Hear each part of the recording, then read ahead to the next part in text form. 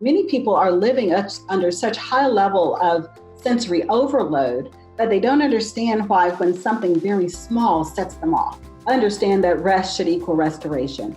So if you're going to tell me that you're going to spend the weekend resting, my first question is what's being restored? If you can't answer that, then it really was an intentional rest, because you should walk away from every restful moment better than how you entered into the moment. Today we have a guest that is going to share about something that I know I struggle with myself, because I'm a little bit of a workaholic at times. The idea about rest. Now, when we hear the word, you're like, oh my gosh, especially if you like doing things and you're a go-getter. Resting can sometimes be super hard. So we're going to dive into how we can actually find some actual tips about how we can find rest with what we're doing every day, because we're all busy. I know that. So we're going to dive right in. But our guest today is Dr. Saundra Dalton-Smith. She's an author, a TEDx speaker, a board-certified internal medicine physician. And she helps burnt-out individuals deal with their work-rest imbalance and find actionable answers to their thriving lifestyle they desire. She's an international wellness expert. She's been featured in numerous media outlets, as well as a guest on the Dr. Oz show. She's the author of numerous books, including Sacred Rest, Recover Your Life, Renew Your Energy, Restore Your Sanity. It includes groundbreaking insight on the 7 types of rest needed to optimize the productivity, increase your overall happiness, and overcome burnout and live your best life. So I'm so excited. Welcome to the show, Saundra. So excited to have you here. Hi, thanks for having me. Well, this is something I know we need to dive into, because this is a practical part of our life that we often say, oh, I'm too busy to sleep. Oh, I'm too busy for that. We try to fit so much into our lives. And you know this firsthand as a physician, and having written the books and kind of seen the gamut. And I know you have a lot of great content you're going to give us today. But before we get into that, just tell our audience a little bit about you and how you got into doing what you're doing today. Well, what I'm doing today was not planned, but the medical part was. I think I've always wanted to be a physician. As long as I can remember, that was the only profession that I really had thought about. I've always loved books, but I never put the two together as far as that as being a part of my career. The speaking and the coaching really came after I reached my own point of burnout. I got to a place in my life where I really couldn't find the answers that I was looking for just through traditional medicine. And so I felt like as someone who likes to combine the spiritual part of myself with the physical part, I really felt that there was a gap there in medicine and how we treat people.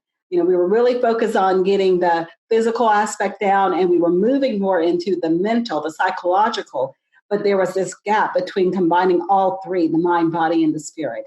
And so that's really where it started for me. I wanted to give people a higher level of medical care.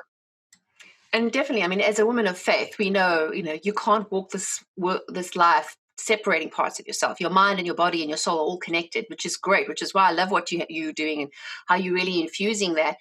Because I think a lot of us, especially if we have ailments, the first thing we do is we grab, the pills to kind of, we don't ever deal with what's going on inside. And I don't know, for my audience, what I've written before is that a lot about the soul work, really forgiveness and taking care of yourself, which is why we need to dive into that. So knowing this, and you mentioned in your book that you've got these 7 types of sacred rest. Now, explain to me a little bit about the sacred rest part. Why is that so important? Well, I think that the issue is we really see rest now in our culture as this bad thing that I'll get to rest when I die. I'll rest when I have time. It's like this extra commodity that you get around to if you have room in your life for, but you will never have room in your life, and you will never be able to really work at your optimal capacity without the rest.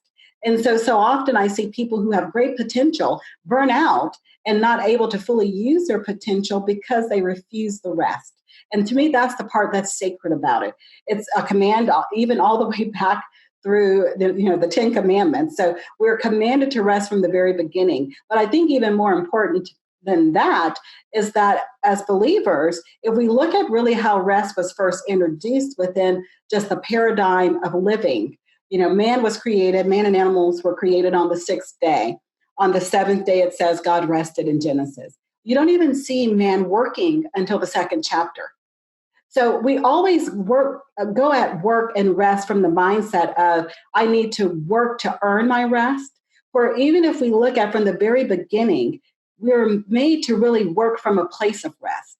Rest was where we were placed before we ever went into the rest was where we were placed before we ever went into the work. And so I think for most people, that's a complete mindset shift. It's a countercultural approach to actually doing your best work. It's not about grinding the work out of yourself. It's allowing it to flow from you from a place of rest.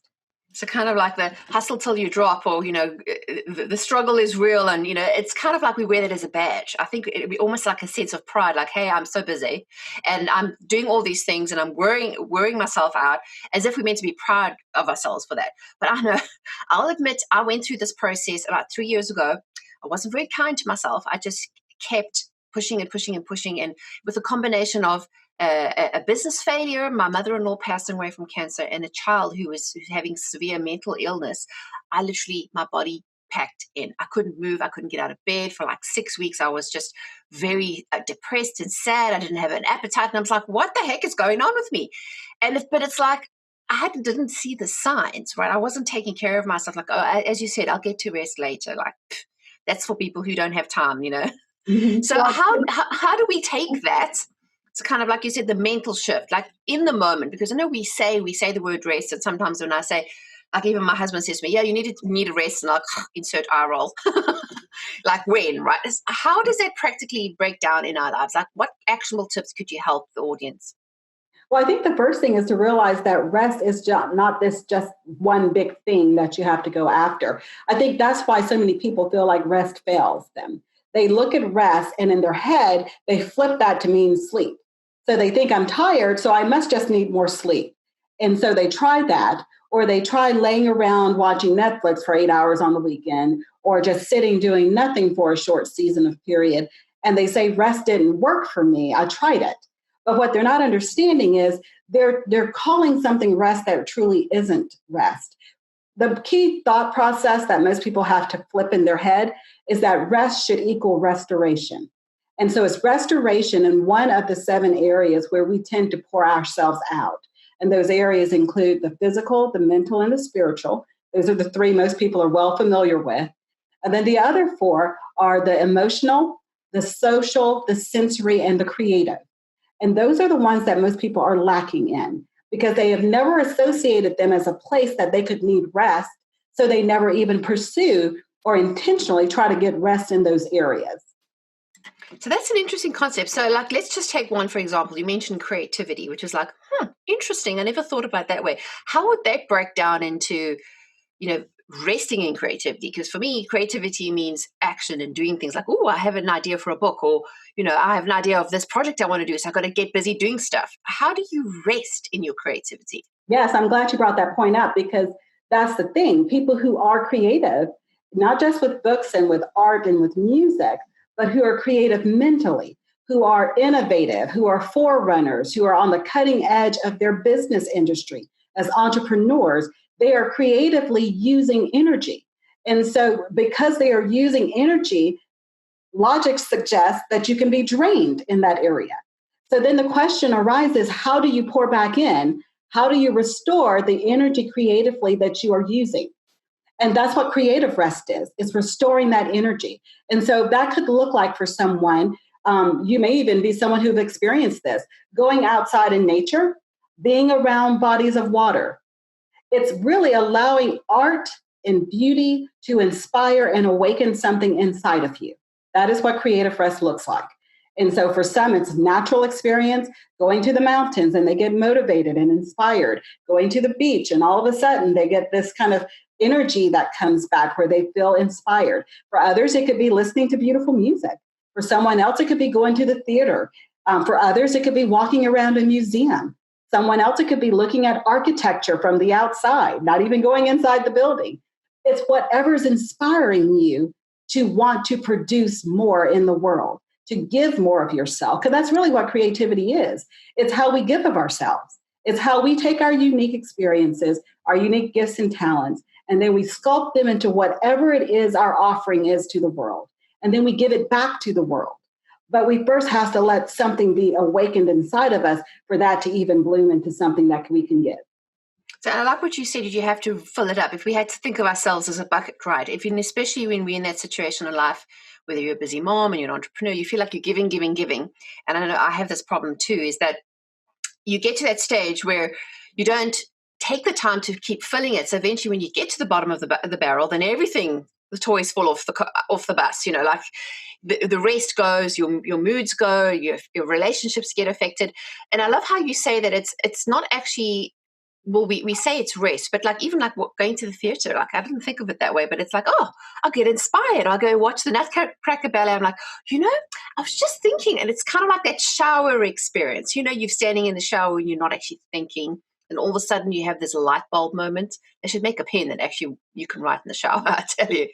But I love that idea. So it's kind of like taking the experiences and our interests and what we like and kind of just going and enjoying yourself and without any sort of reservations or expectations. I mean, that's probably what it is, right? There's that pressure we put on ourselves. You're intentionally allowing it to kind of fill you back up, to restore what you pour out. And so even with all the other types of rest, it works the same way. When you look at where you're pouring out in your life, where is it that you're getting exhausted? Because every type of fatigue is not physical. And so is it emotionally that you're fatigued because you're working with kids, or maybe you work in an industry where you have to deal with people all day, and all their attitudes and all their personalities. So where is it you're pouring out? And then are you intentionally doing something to restore that specific energy drain in your life? Because if you're not, then you're going to be tired, and it doesn't matter how much sleep you get, you're still going to be tired because you have a rest deficit in that specific area. And it's true. It's like no matter how much you sleep and you wake up, you're like, why am I still frustrated, or why am I still feeling ill? It's because there's probably something in the soul that we haven't dealt with, or that we're just not allowing ourselves to breathe. So how would we be able to identify those things? Would you suggest that we go and try new things? Or like say for a busy mom, of course, she's especially in those busy years, those first 7 years of babies and diapers, it's hard for her to feel like she can get rest. What kind of like practical solutions would you say, like breaking it down on a daily basis, we could give them some tips? Well, the very first thing I usually have my patients do, because that was the key area where they had the biggest kind of leap of faith. Once they recognize, okay, I understand that there's 7 types. How do I know which one I need? I think I need all 7. That's part of the reason I created the free rest assessment at restquiz.com, because so many people had such difficulty determining which of the 7 types. For me, the very kind of more of an organic way of doing that was I started looking at my life and where it is I tend to feel depleted. So for example, I'm a physician, so I'm at my office. I find that when I start off the morning, I'm smiling, I'm joking with my patients, I'm finding out what their grandkids and all these people are doing in their family. By 2:00, I'm like, okay, get in, get out the door. And I'm the same doctor. My personality hasn't changed. I'm the same person. So why is it now my temper is shorter with my nurse and with my staff? Why is it now I don't have the capacity anymore to listen to the 15, classes your student got an A in? Why is it something's changed?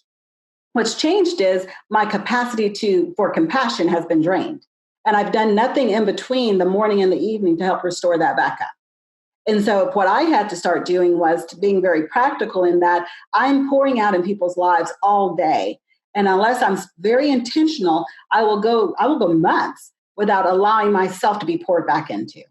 And so there's some people in my life who I'm able to reach out to when I get to that point, and who I was able to just be very honest with and saying, it would really help me if just whenever God lays it on your heart, send me a little message. I may not reply back, but just send a little text or a Facebook Messenger post, just something that lets me know that God brought me to mind.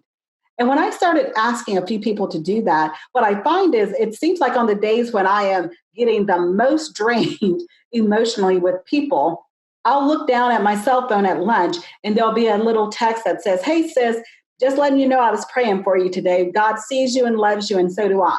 I mean, it's such a simple thing, but it meant so much. It helped me start getting an understanding that I have to allow myself, first of all, to be vulnerable enough to say I need support. And I need to know that you're supporting me. And also to be open to stop long enough in my day to receive that, to take a walk outside, to have a spiritual rest moment in the middle of my day where if no one else is affirming me, I can go outside and do a walk around and just praise God in those moments and let him affirm me in that time. I love that part where you said reaching out, because I know a lot of myself included, not very good at asking for help. I'm great at giving help, and if there's something to me, I'll get there and I'm ready to run into the fire. But when it comes to like me needing help, I'm like, oh, I'll get to it later, it's not that important. Especially when you're a mom, you kind of start putting things down at the bottom of the list. And I think that's so important, right? Is unless you have other people that, as you said, you could be transparent and honest with, which is why I love the idea of community. Even if it's a small group of people that you can rely on and just pray with you, because none of us have got it all together. We're all dealing with life in different ways. So I love that part about, just reaching out and the little moments. That's so true, right? Even like just a little meme or a little text. It's like, hey, okay, it's kind of like a God wink. He's watching us and he's paying attention. So what other tip could you say would be really, really vital in order for us to sort of recoup that rest? Any sort of particular habit or, thing to do or not to do? Well, you mentioned about moms and groups. I think that's a huge thing for a lot of people. It's feeling as if they don't have time to get together. Adults don't have a lot of adult friends. We tend to focus our attention more on the relationships that are the demanding, draining relationships. When I say draining, I don't mean negative relationships. They're just draining by the nature of how they are structured. So your relationship with your children, with your spouse, there are things they need from you. Your elderly parents, there are things they need from you. Not that they're bad, it's just the relationship pulls on you. And so I think it's important for most people to be aware of what social rest looks like in their life. Because when I say that, I'm not saying to turn off social media. That's actually more in the sensory rest capacity. What I'm saying with social rest looks like allowing people to pour into you in a way that is face-to-face and personal. And so because so often we feel like our time is limited, we feel like we don't have opportunities for coffee dates and girl nights and those kind of things. So what I find a lot of mom groups getting benefit from are virtual coffee dates. Just like we're conversing, right now, I can see you, you can see me, I can see your mannerisms, I can see your head nods and all of those things to let me know that you're connected with what I'm saying, that we're having kind of a moment to be able to share with each other. Well, the same benefit in science that we get from the personal one-on-one, eye-to-eye contact when we're across from each other is still manifested when we are doing it on a screen where we can see the other person. And so if your friend is, 20 miles away and you just can't get to her for a coffee date because you both have little ones at home, can you stop for 5 minutes to have a virtual coffee date with each other every Wednesday where you know that you have this time that you can actually speak with someone who truly understands what's going on in your life because they're in the same position. And there's a lot of benefit with that because it, first of all, overcomes that I'm the only one. That often happens when you're in a bad spot. Plus, you're able to have someone that is kind of uplifting you out of that moment as well. Kind of like you need a good friend. You go like, pull yourself together, woman. Yeah. When we're having those little pity parties and we're like, oh my gosh, I can't do this. This is so annoying. And it's like, it's okay. Let's just get some, I take that excuse away of, well, I can't break away. I don't have a babysitter. You don't have to have a babysitter for a virtual coffee date. Exactly. Now, you did mention, as in, I know we could go into all the and I could sit and talk about this all day, but let's just pick one. Like you mentioned the sensory. Let's just wrap that up with the sensory part and why that is also so important. Because I know all of us stuck with the phones against our faces. I know myself, I had to delete Facebook and Instagram from my phone for a while because I just was like, every 5 seconds, right? Yeah, we are sensory overloaded, and social media, although it has its benefits and its bonuses, and really the whole technology with iPhones has made it so that we are so connected to our electronics that honestly, for many people, it's become a slave master. That phone rings or dings or whatever the little sound is or buzz that happens, we instantly feel like we have to pick it up and check it. It's like our control of letting it just sit there has just evaporated. And the problem with that is that many people, their stress level is significantly higher. Their chronic stress level is staying at a higher range because it's almost like a doctor being on call. When I'm on call, I'm on hyper alert. So I'm ready for the pager to go off because I know I'm needed and I'm going to need to respond quickly. What happens when everybody's entire world looks like that? They're sitting on edge, waiting on the next text or instant message to come through to see what the response needs to be.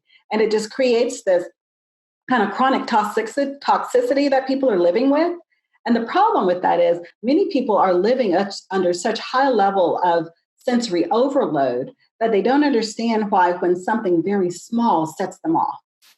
So your kids come home from school and they have not done anything wrong and they just say, Mom, what's for dinner? And you just about take someone's head off because you're already on edge because of all the different sensory inputs, whether that was little ones with high-pitched voices screaming over Legos all day, or you were at work with, the bright lights and the screens, and you're not sure where all of this tension's coming from. For many, it's coming from a chronic sensory overload. And so some very simple things that help with that include really getting back to an appreciation of darkness and silence. I mean, think about the amount of time we have TVs on in our home and no one's really watching, or the radio's playing in the background in your car and you're not really listening because you're zoning out because your head wants to go to a quiet place, but we won't turn off the noise so that we can actually assist in getting to that quiet place. It's kind of like we've sort of trained ourselves, like you mentioned, like it's like somebody in the army, like a soldier in the army in combat mode. You're ready to fight, like you're ready with your fists up. That and it's very exhausting, like living on the edge like that. And I find myself like that. I can feel like the cortisol levels increase. I get more like sore throats and just as you mentioned, our patience runs thin. So I think it is very important to understand that. And taking that time, and I know we say it, but it's actually like start with 5 minutes or switch the phone off or like little habits like that, right? Just to kind of, but I think what we mentioned today, which I think is super important, is awareness. I think if we kind of going around, we just don't even realize we have a problem is the big problem. So the fact that we're highlighting it today, we know that these are issues that we can kind of take them and sort of look at them and say, well, maybe how is this affecting me? Because sometimes, as you said, you don't relate the two, like the bad moods. It's because you're overstimulated. So that's so great. So if we had to wrap it up into one takeaway, so what would you tell everybody? The number one takeaway is to understand that rest should equal restoration. So if you're going to tell me that you're going to spend the weekend resting, my first question is what's being restored? If you can't answer that, then it really was an intentional rest because you should walk away from every restful moment better than how you entered into the moment. Well, those are great words, definitely. Rest equals restoration. We want to feel energized. We want to walk away from that, whether it's having a good nap or going to watch a funny movie at the movie house in the dark. you can pick whatever is appropriate. So that is totally awesome. Well, I so appreciate that. But before we actually wrap up, would you mind praying with our audience? I'd be happy to. Thank you. Father, we just thank you for the opportunity to find a way to get to the best place in our life. The area of our life that we are able to lay down the stress, lay down the desire to keep pushing and grinding when your grace is present and available. Help us to see those moments where rest is most needed. Help us to recognize those areas of our lives that need to have a new understanding of what it looks like to work from a place of rest, and encourage us and empower us to be able to take the necessary steps. Give us courage and the ability to trust you more as we learn how to rest in you. In your name we pray. Amen. Amen. Thank you for that. I always love these prayers because it's, energize, whether you're on the treadmill, in the carpool line, or taking a jog down the road. It's always nice to know that there are other people who are thinking and praying for you, who are living who are in the same situation, because, that's why we are called the body of Christ, so we can lift each other up. Well, tell everybody, what's the best place they can get in touch with you and find you online and your books and resources? Absolutely. Well, the best place to reach me is on my website at ichoosemybestlife.com. And I highly recommend visiting restquiz.com. It's a free assessment. And I think that's where most people get their aha moment, when they are able to see that's the one that I'm having the biggest deficit in. And then you don't have to try to focus on all 7. You can focus your attention on the one where you're having the biggest drain in your life. That's great. Well, I'm definitely going to take that quiz as soon as we get off of today's call, because I'm like, let me see, right? Because you can tell that agitation. You're like, what is it? What is it? So I love quizzes and I love taking those tests. And for those who are listening, whatever platform you are listening on, we'll have the links below. So make sure to click on the link to the show notes. So whether you're watching on YouTube or listening on iTunes or your favorite platform. And if you enjoyed what we had to say today, make sure to share it with your friends. If you've found value in what Saundra had to say, make sure to share it with someone. I'm sure you know at least someone who can really do with hearing what we have to say today. So make sure and do that today. And leave your comments, any aha moments, any areas of insight that you want to discuss in. We would love to hear back from you. And if you want more freebie resources that I only share with my newsletter community, go to mimikacooney.com, and I have a bunch of good things, as well as a quiz to figure out where you are, if you are in the writing stage and that's something you want to do, or if you want to join our free Facebook group where we have some extra goodies with some screensavers and some prayer guides as well. Go to mimikacooney.com. So I'm going to say thanks so much, Saundra, for joining me today. It's been a total delight chatting to you, and I'm so glad we made today happen. Yes, it's been a pleasure. Thank you. Well, thanks again. Until next time, everyone, take care. If you want more free resources that we only share with our newsletter community, go to mimikacooney.com and sign up today. We have great resources like ebooks, inspirational screensavers, printables, and exclusive access to our community.